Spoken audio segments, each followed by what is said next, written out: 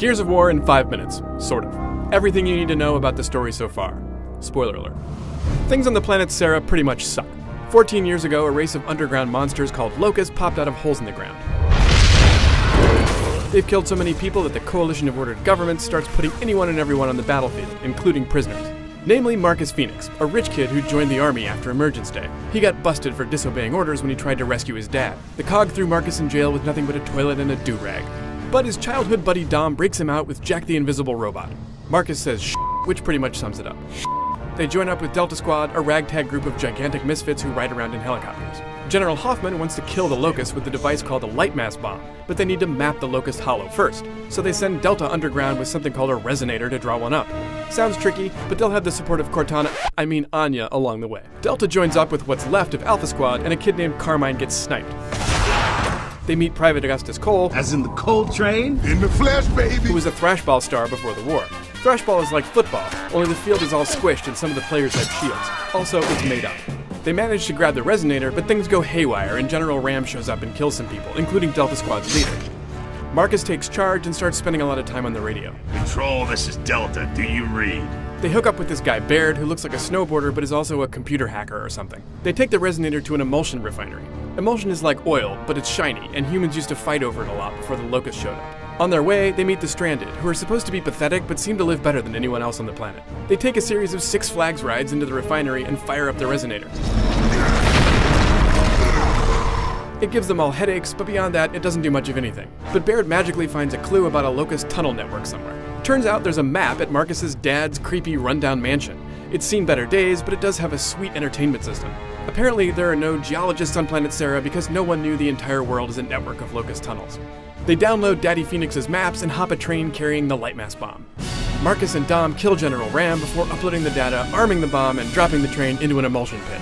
Everything goes boom and it's a victory helicopter lap for everyone.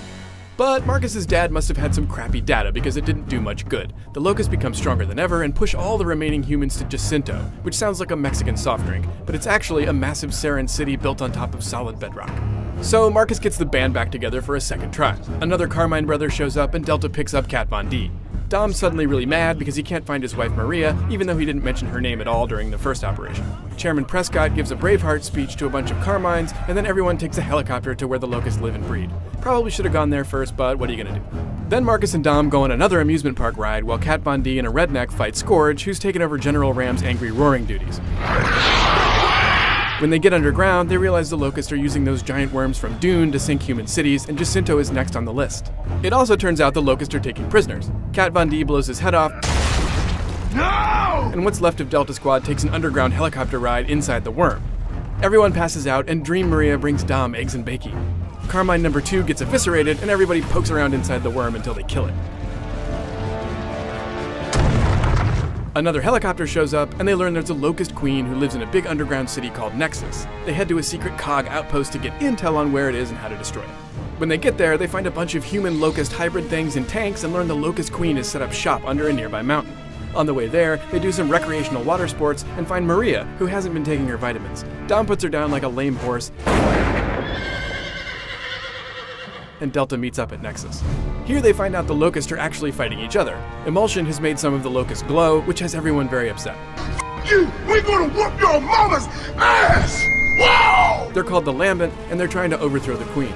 She's not a fan of this plan, and she's been trying to flood the Locust Hollow by sinking Jacinto. So the whole Locust trying to wipe out humans thing was all just a big misunderstanding. But everyone still wants to fight about it.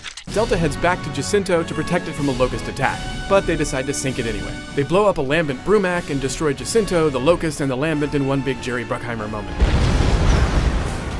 They all fly away on helicopters, unaware that the Queen is still alive and very much able to do voiceovers, thank you very much. All that you held close is washed away into the sea of distant memory. Also, Marcus's dad is trying to get a hold of them from somewhere, but no one's cell phone is working, so they can't hear him. Marcus and Anya kinda sorta almost have a moment, but then everyone just decides to enjoy the helicopter ride.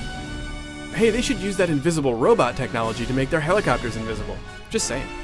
Marcus, what do you think?